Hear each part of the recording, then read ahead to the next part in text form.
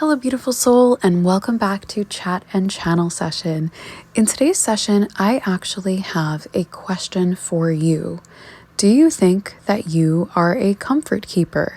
Seeing as to my knowledge, this is a term that my guides and I created, you may not know exactly how to answer that. So in today's session, we are going to be unraveling what a comfort keeper is and why it is so prevalent among empaths and energy sensitives and caretakers and women especially. So before we get started with all of that, welcome back to those of you who are returning followers and subscribers here at Chat and Channel Session. I really appreciate you.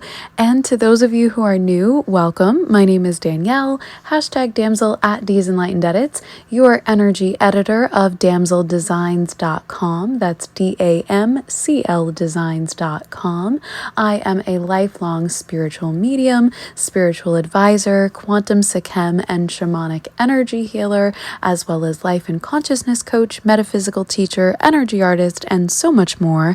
And this is Chat and Channel Session, where my guides, and in some cases some of you, present me with a topic and we do a stream of consciousness channeling about it to help your healing and spiritual and intuitive advancement.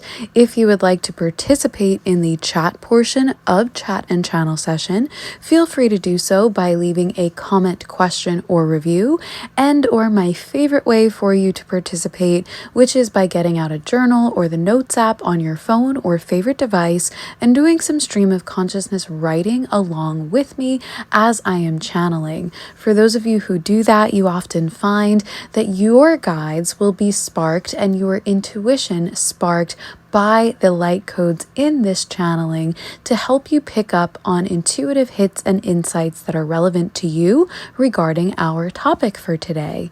If you would like any help and spiritual support on that and more, you can also find me anytime on my website, Damsel Designs. That's DAMCLdesigns.com for quantum reading sessions where we work with your own higher self, your quantum energy fields, your spirit guides, and your loved ones in spirit, as well as so much more. Akashic Records reading sessions are also available, as well as a host of other spiritual reading sessions, including spirit animal medicine readings with shamanic journeying, and an application form available only on my website to reach out to me about quantum Sikhem or shamanic energy healing, as well as life and consciousness coaching, where we do things like shamanic soul retrieval, inner child healing, Akashic Records healing, ancestral pattern healing, and so much more, as well as go over your life path, your soul contracts, and your gifts and manifesting goals. So if you are interested in that, you know where to find me. But let's get back to today's session topic for today. So let's start with defining what exactly a comfort keeper is. As my guides have described it to me, a comfort keeper is one who keeps the peace. This is a people pleaser to the extreme who often finds themselves with empathic abilities and finds themselves in the middle of other people in situations, and or finds themselves always being the one able to make others feel at ease, make others feel seen, heard, soothed, or comforted, yet can still have a lot of trouble doing that for themselves or receiving that for themselves. And in fact, most people develop their abilities and their sense of becoming a comfort keeper by growing up in such a way and in an environment where they were not easily comforted or soothed or validated or recognized or respected. And if they grew up in an environment where their parent wasn't around and available to soothe them, and or did not know how to or wasn't willing to soothe them or validate or recognize or respect them and their autonomy and their boundaries in the way that they deserved, this most probably hurt the person very deeply. And so you could have spiraled in developing your own self-soothing or comfort-keeping mechanisms for yourself, felt very isolated and deprived in that, but also seen the pain that that causes in not having your needs met or respected or validated, and maybe even in being asked to comfort or validate your parent or your other siblings or caretakers, and developed this sense and belief of how harmful it is and can be to not be comforted when you need it or respected when you need it. And so you developed the empathic ability to do that for others, and the maturity to do that well before your time, before your brain and body and nervous system were really capable of doing that, even if your soul was advanced and capable of doing it. It causes a disconnect within the body, within the soul and the nervous system, a dysregulation, because we serve to compensate what the soul steps in to do that the body and the brain are not yet developed enough to do. And so while it could be very beneficial for those other siblings or those parents or those caretakers, it is depriving of us. And we subsequently also develop a belief that we're not really worthy of soothing ourselves or being soothed ourselves. So we can develop these tendencies and these patterns of burnout because we're so used to putting others before ourselves. We're so accustomed to stepping into that role of becoming the comfort keeper or the soother or the caretaker or comfort provider of and for others. And in many cases, our parents or caretakers really start to value us for this rather than for who we are and for who we were meant to be, which is, as a child, someone who is meant to be comforted and taught and soothed and respected and validated.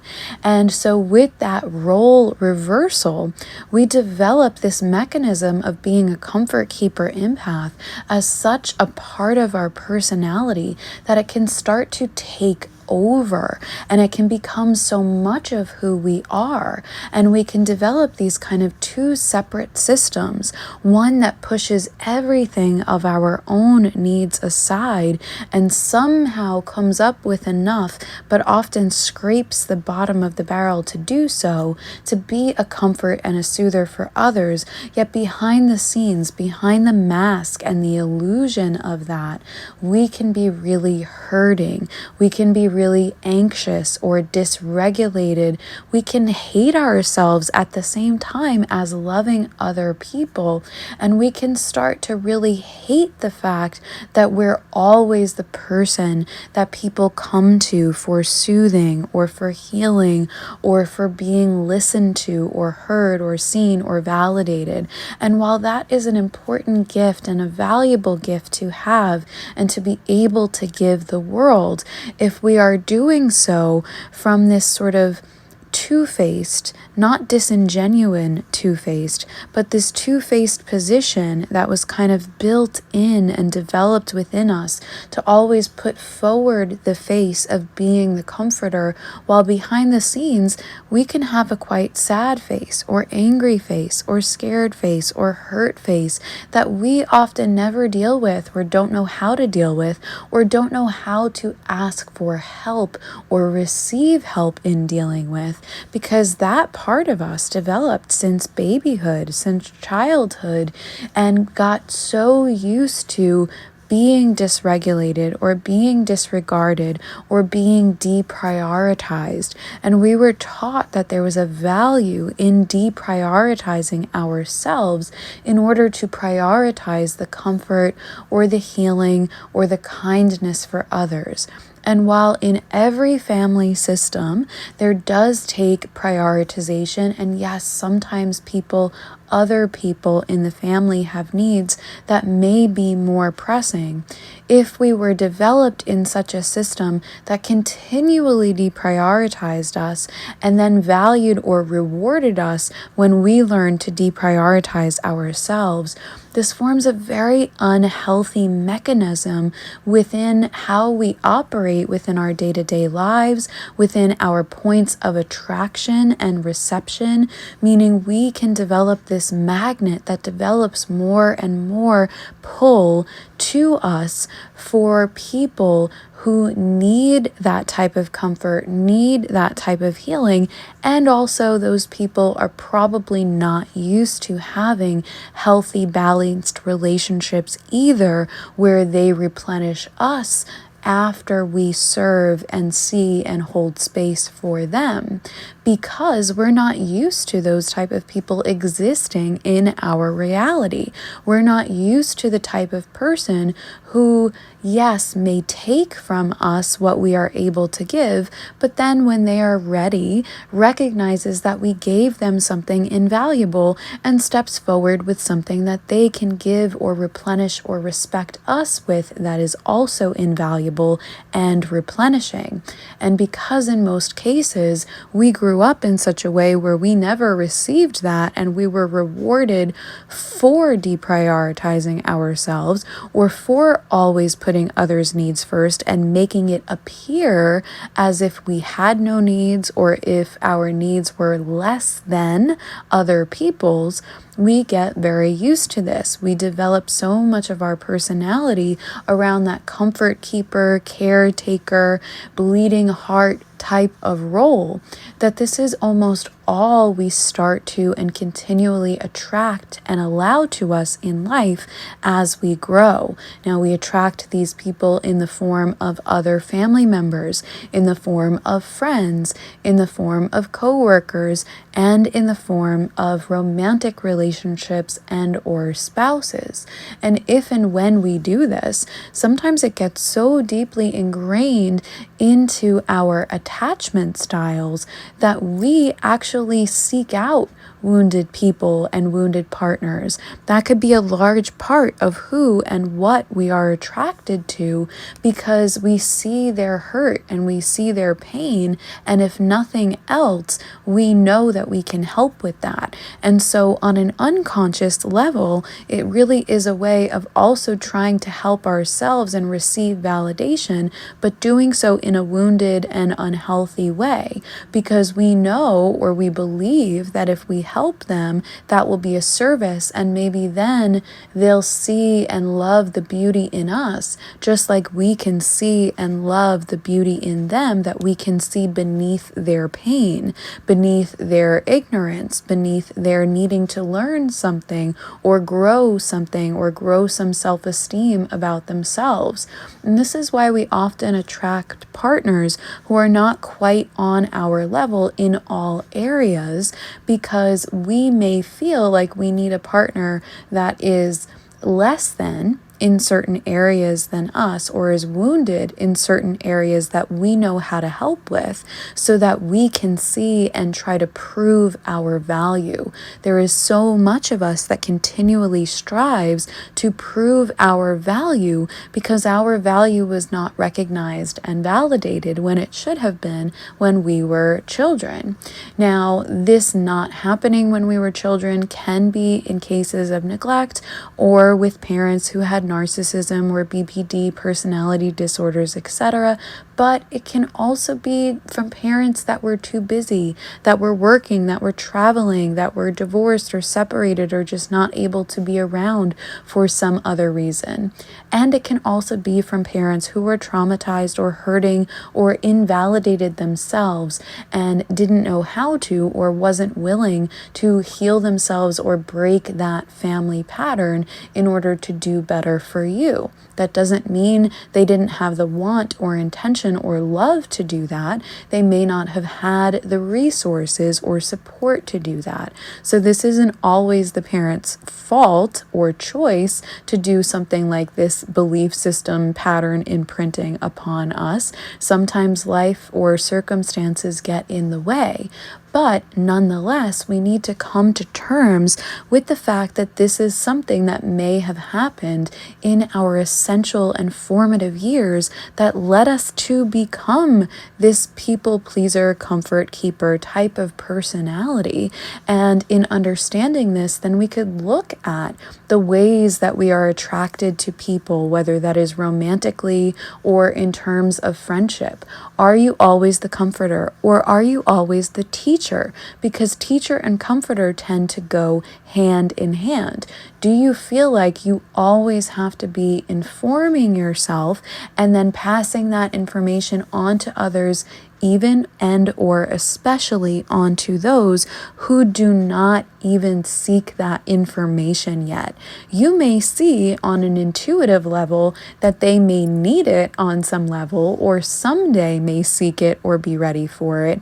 But sometimes, as this sort of wounded teacher, we step into this role of preventatively teaching and seeing that, or preemptively teaching and seeing that on some level the person may be inclined to learn about such and such in terms of self-esteem or spirituality or whatever it is that you are inclined to teach. But they may not be ready for that yet, or that may be a learning that they are meant to undertake on their own with their own guide systems, or at a time when they actually ask you about it and consent to it in that way, rather than you bringing them the information. Now, bringing people information is a service, is a gift in its own right. It's one that I have as well, and that you probably have on some level if you are here. It is by no means wrong. However, if we notice that we are habitually doing it without the consent or interest of others, sometimes we're overloading or overstepping in terms of boundaries. And that is most probably because we did not grow up with boundaries, or with our boundaries being respected. And we believe that we will bring them knowledge or comfort or peace on some level if we kind of bombard them with the information that brought us comfort and healing or knowledge or peace, or to a certain extent peace, because peace is something that can be fleeting for a comfort keeper, which we will talk about as well. And so we share this information really with the best of intentions, but without as much discernment or respect for other people's agency or autonomy. We don't often explore or see first if this is information that the other person is actually ready for or consenting to. We don't necessarily check in with ourselves either to see if it's actually healthy for us to share this information, or to share it in a balanced way. Is this the time for us to share this information? Is this the way for us to share this information? Is this being shared in a way that serves both of us, or that is depleting for us and or disrespectful to the other person if it is overstepping their boundaries or inhibiting their growth? Because sometimes people will reject or resist that information, even if it is the right information for them, if they have not been the ones to ask for it, or if they're not yet in the place where they're ready to receive it. Now, in terms of peace, like we were just mentioning, yes, a lot of us do have the ability to give people comfort or peace with our presence or with our knowledge. But because peace can be so fleeting behind the mask, or within us, or because we may have to work ourselves up to the point of being that comfort or source of wisdom or comfort or inspiration for others, we ourselves are not necessarily sharing this comfort or peace in a healthy way. We are perpetuating the wounded healer stereotype, where we are keeping ourselves wounded for the benefit of others, and in fact martyring ourselves to this vein, because we have not yet learned that it is more valuable to show up in service when we can do so from a place of our own peace and healing and provision as well. We have not yet taken on the self-worth that says we are worthy of being healed as well. We are worthy of being showed up for and comforted as well. There is still an inner child wounded part of us, or a negative belief system that is running in the background and saying, but they need you. These people need you. You have this ability. You are obligated to share it. If you don't do it, who else will do it, right? And all of those negative thought forms and belief systems outshine and overshine and outcrowd your own innate sense of soul sovereignty, agency, and self-worth that is also supposed to say that you deserve to say no when you need to. You deserve to be there for yourself and have others be there for you as well. And the part of you that should be faithful in the higher power and the higher picture, like you are in many circumstances for other people, but fail in this regard, right? Because that thought of saying, if you don't do it, who else is going to do it? Well, higher power can do it. Higher power can provide someone else to do it. But that thought is scary for us, even though we may have so much spirituality and faith in other areas of our lives and say that we trust God or higher power or the universe or whatever you like to call it. In terms of this, we develop this unhealthy control mechanism that says, no, we have to do this in order to prove our worth, in order to fulfill our mission, in order to even serve God, right? Which is a lie that we sometimes tell ourselves. Now, it can be beneficial to God and to mission and to others in the universe at large, but if we're doing so under this control mechanism sense of obligation, we are also doing so in distrust to the bigger picture, to higher power, and to the fact that we are only a piece and a part of that higher power, and that we are not and never were meant to be in control of everything and everyone. But part of us, the wounded part of us, still seeks that, because we didn't have a stable foundation where things were handled correctly or were under control or comfort was given equally.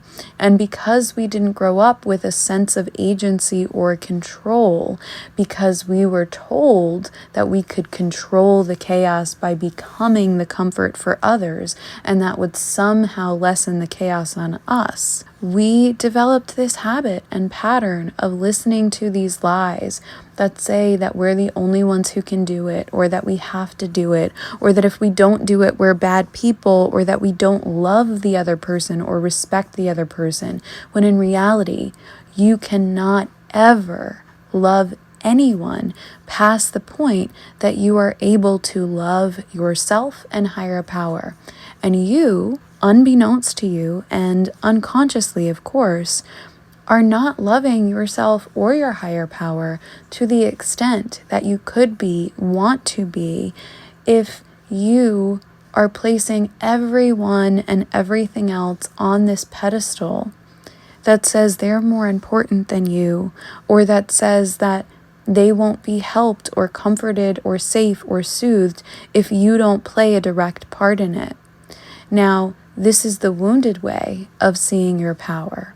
There is another way of seeing your power where you can say, wow, I can help so much in that situation. And you can and will be of so much help, that you will be of such powerful help. But if you are continually doing so in an unbalanced way, where you're only sending help, or only sending comfort or peace or healing or blessings, and never also internally receiving it, or receiving or cultivating or replenishing it within your own self, soul, body, or reality, then you are doing a disservice to yourself, to higher power, to your mission, and to those people as well, because they are receiving something karmically.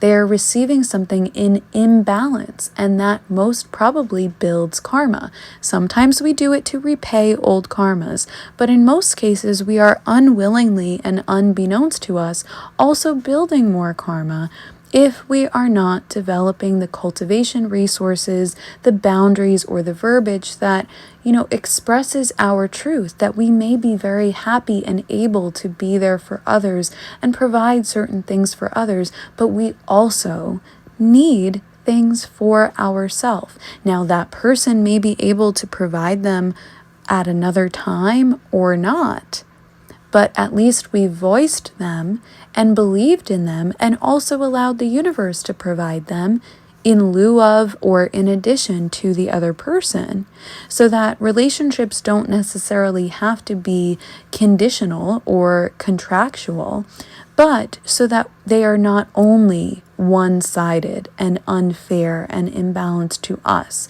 And so that also we are being an inspiration to these other people, that the comfort that we are providing is also something that we allow ourselves, so that they can learn that one day they can comfort themselves too, and they can comfort the next person from a place where both of them are comforted as well. And in this way, we are passing on a healthier and more balanced and blessing and loving ripple out into the world. Now, if this is speaking to you, frankly, a lot of the roots of this session also dive deeper in a session from a couple episodes back entitled Empath Heal Thyself, Why It Feels Difficult for Empaths to Self-Care. And that is available wherever you are listening to or viewing this podcast on. It is a recent chat and channel session, as I was saying, and it dives even deeper on the childhood roots of all this. And even if some points are gone over again, there are different points in there as well that I know for those of you that this is speaking to, those will hit and reach those wounded inner child parts of you and help those parts feel seen and heard and validated. So really the combination of these two sessions and listening to them also as often as you would like, remember subsequent listenings can be helpful as well, will help you start to hear some positive messages in the place of all of those negative unconscious and subconscious programmings and messages that have played within you for so long, that have said that you are not worthy, that have said that you have to put others first, and all of those negative and unhealthy and imbalanced beliefs that have played within you for probably the majority of your life. And listening to sessions like this and truths like this, where we find the roots of those issues within you that are more common than you think, can help you to start to hear those parts of you, recognize those parts of you, heal those parts of you, and reformat them and train them into believing these new healthier beliefs, that it is okay to comfort yourself, and to do so in a way where others know that as well, right? Sometimes we do start to develop ways of self-soothing or comforting ourselves or replenishing ourselves or forming boundaries. But what I find is that those of us who have struggled with this wound also do so in a way where we feel like we have to kind of hide that, where we still feel guilty about showing the fact that we have needs or that we do things to soothe or heal or comfort ourselves. Either we hide it and we keep it behind the scenes, or we feel guilty about it, or sometimes we go the other way and we feel like we have to shout it from the rooftops. We have to show it off. And then all of a sudden we're falling back into that teaching pattern, right? Where we feel like, I have to show off that it's a self-care day, or I have to tell someone that I can't be there for them because it's a self-care day. Remember that over-explaining can also be a trauma response. It is one that I have had and have been guilty of, so no judgment if that's you as well. But we don't necessarily have to give people the reasons of what we're doing or why we're doing what we're doing, because that, in a sense, is also trying to prove our worth and prove that if we're not showing up for them, we're doing it for this reason that we're still trying to prove to ourselves is a good enough reason. So know that you don't have to do that.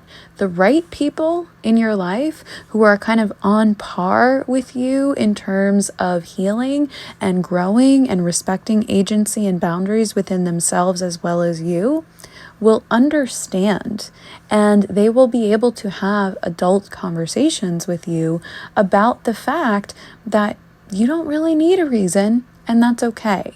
They'll call you on your shit, excuse my language if that bothers you, and they will, call you out when you're saying sorry when you don't need to, or call you out that you don't have to give them a reason, or call themselves out that sometimes they're having a bad day or a low self-esteem day, and maybe they treated you unfairly, or they wanted an explanation or a reason, even though they knew that they didn't need one and that you didn't need to provide them with one. We're all human, we're all growing. The difference between people who will be growing with you and are respectful of your growth and those that were only here for the wounded part of you is that the people that are here for the wounded part of you, you will outgrow. You will outgrow, and it will start to feel restrictive, and they will show their boundaries and borders and hurtings about the fact that they feel some kind of way that you're taking time for yourself, or that you're not able to answer messages in a time frame that makes them feel comfortable, or that you're self-caring, or that you're getting fit, or that you're eating healthier, or that you're taking care of your mental health, right? They'll start to maybe make little toxic or manipulative comments or side jokes or whatever, and give excuses for that and say, oh, I love you, I'm just teasing or whatever. But you can really see, if you dive deep on that or use even just a little bit of discernment, that they're really not comfortable with your growth or with your healing or with this next level of you that is dropping those patterns that you've perpetuated for so long, that has told them it's okay to take advantage of you or to disrespect you or to not hold what's important to you or your needs as important as what's important to them and their needs. I know I said important a lot there, but you get the gist. These type of people that we attracted to us in our wounded state, not many of them will be on the same self-discovery and or healing or mindfulness or mental health journey as us and be ready for that next version of us, because they benefited so much from the unhealthy or imbalanced version of us, or were karmically attached in that way, that it's going to feel hard for them to accept the fact that that has to change now as you grow and heal and change and advance. And it's allowed to be hard for anyone. Change is allowed to be hard for anyone. But you will start to see the difference in those who need some time to adjust and learn the new lay of the land as you grow and heal and change, and those who cannot adjust, who keep trying to pull you back, who keep trying to make you feel guilty with comments or things that they do or say for you not being able to show up for them in that wounded way anymore. And so then it's really a time where you have to evaluate if and when and how you want to continue having those people in your life. Now, this does not make them bad people, but not everyone is meant to or able to go with you to your next levels, which are your own. And some people are around in our lives for a season or a reason, which I know is a common, thing to say, but it's very true. Certain seasons last longer than others. Certain reasons are very karmically inclined. And this happens a lot in groups as well. We meet with a group for a reason, and then it starts to peter off as people grow in different directions or at different rates in their healing or other things that are happening in their lives.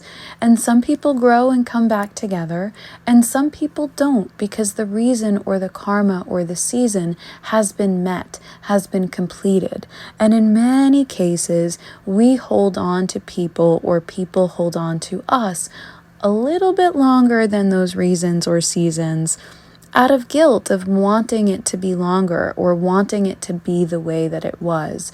And there's nothing wrong with nostalgia and wanting things to be the way that they were. But if you value that over what things are now, or how people are now, or who they are now and who they are choosing to become, that's when you start to see the people that were really only meant for that version of you.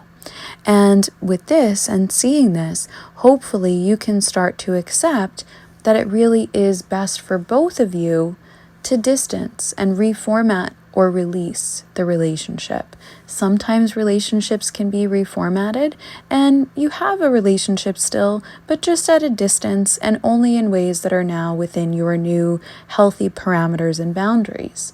And sometimes it's ready to be released entirely. And that is really up to you and the other person as well, because you both have to make the same choice in order to remain in each other's lives. Or it's up to the situation, because every situation will be unique. All of our relationships are continually meant to grow and heal and evolve and change with us, and certain relationships do that better than others, and certain soul contracts serve that better than others. But our soul contract with ourselves and the way that we are carrying out our lessons and our life can also end that contract of being the comfort keeper for others rather than also for ourselves. You know, a lot during this session, I'm seeing the channeled imagery of that mask that is kind of popular in representing actors, right? The happy mask on one end of the spectrum and the sad mask on the other end attached to it. This is so much what the comfort keeper is to me, and the way that my guides have shown it to me. And this is because we are that face of happiness and joy and comfort for others. And this is something that I have done as well. So again, absolutely no judgment to you here, beautiful soul. But inside, how often are we that happy mask? Or even when we're around others, how often are we that happy mask, genuinely? Because so often we're that anxious mask. And in reality, and in the purest of terms, we don't really want to be masking anyway, do we?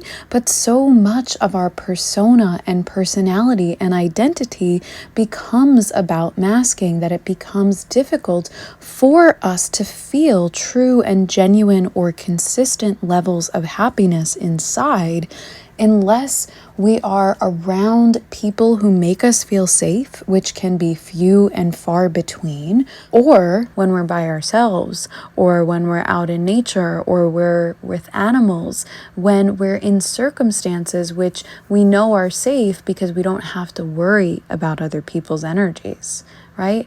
We don't really have to worry about animals' energies because we understand them better. They're simpler. They're not as manipulative as people's energies in many circumstances.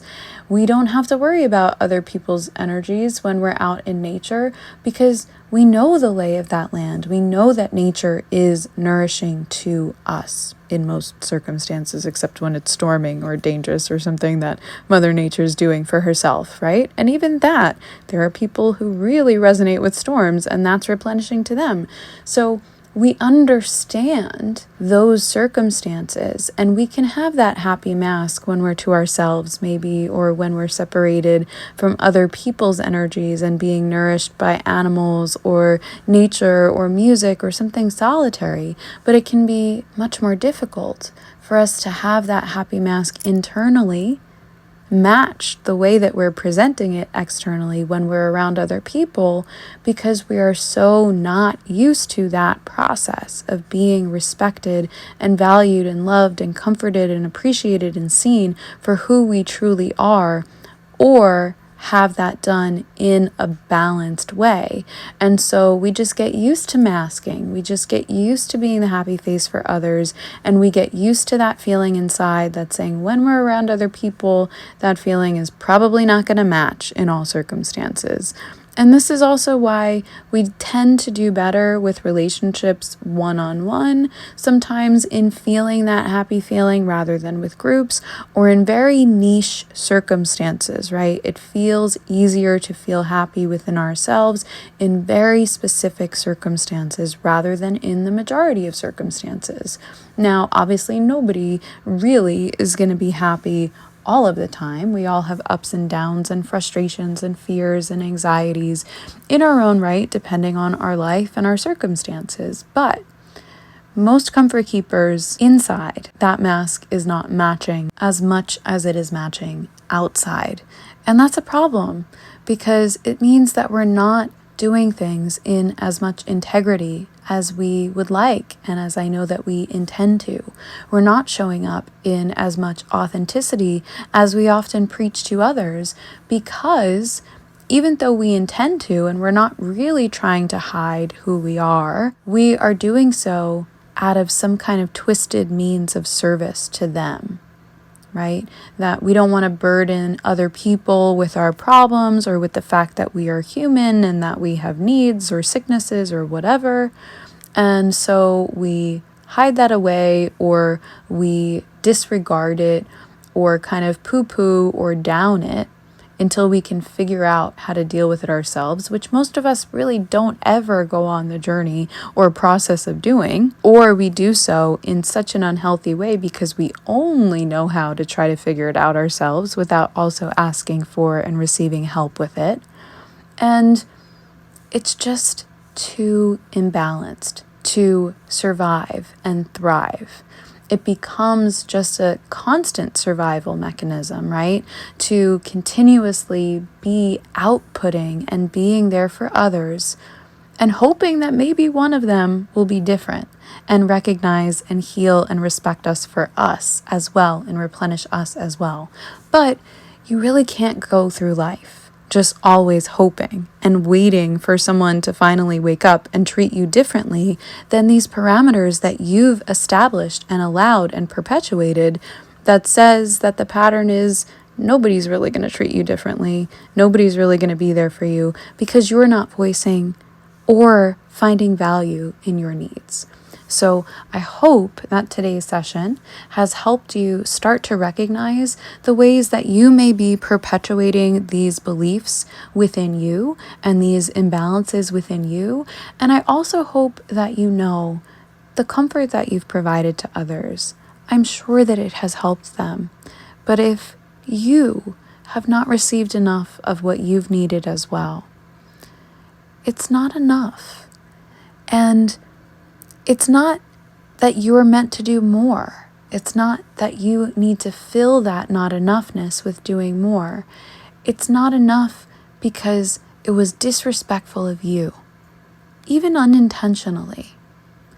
Only providing for others and not yourself is disrespecting you, your soul sovereignty, your body, your higher power. It's perpetuating karma and imbalance and all the things that I know you would not like to see others struggle with, but you haven't known how to stop this struggle within yourself.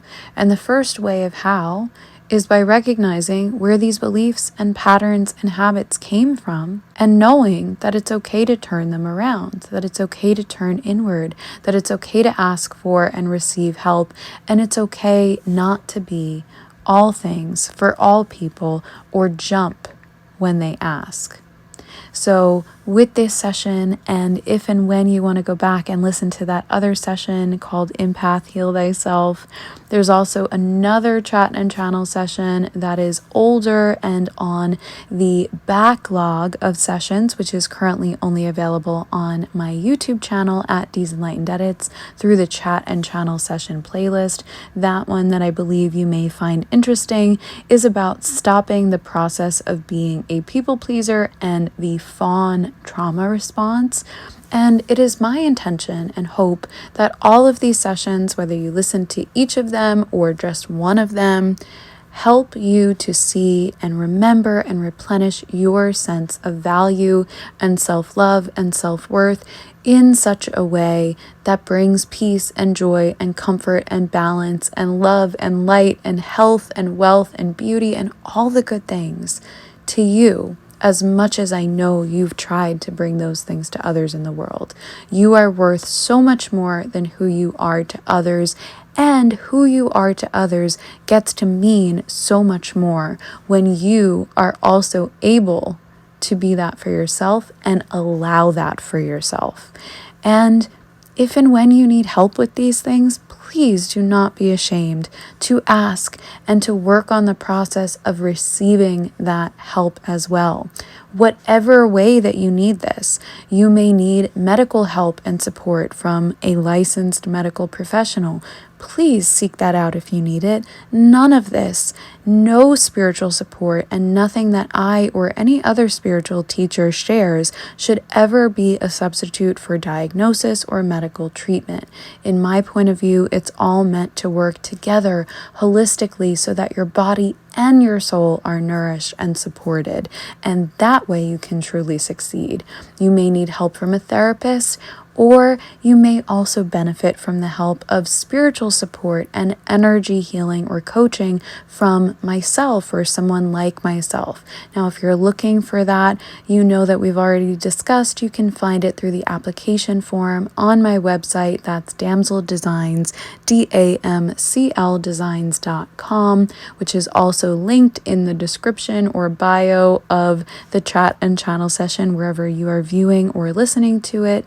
And through things like quantum and Sikhem and shamanic energy healing, we can work on soul retrieval or inner child healing for you, or healing these belief systems and roots of these energy cords or patterns or attachments that have been established unhealthily within you. Help you see and heal and understand those parts, and help you reformat them from your higher self and higher point of view so that you can start to integrate healthier beliefs and patterns and more empowered mindsets that help you to have a life that is more fulfilling to you and to your mission, if you believe you have one, as well as nourishing to you in ways that you will be able to nourish others from your overflow rather than from that constant place of burnout or pulling from where you don't have it to provide for others. So I would love to stand with and work with you and more of you in this capacity. You can use that contact application form on my website to reach out for me, and we can see about building you a custom transformational container to work with your quantum energy field. This and so much more, in addition to gift understanding and advancement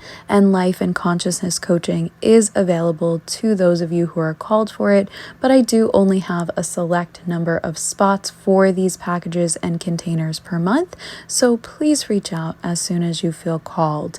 For those of you who are looking for reading sessions to start with, or if you don't need energy healing at this time, but you want that jump on gaining perspective to help you on your journey, you may also be interested in quantum reading sessions, which are available on my website, which, as I said, are where we work with your higher self, spirit guides, quantum field, and loved ones in spirit to get you answers and insights that you most need. We can also do Akashic Records readings, spirit animal medicine, journey work sessions, and more. Sessions are available to everyone on my website to purchase anytime, with payment plans also available.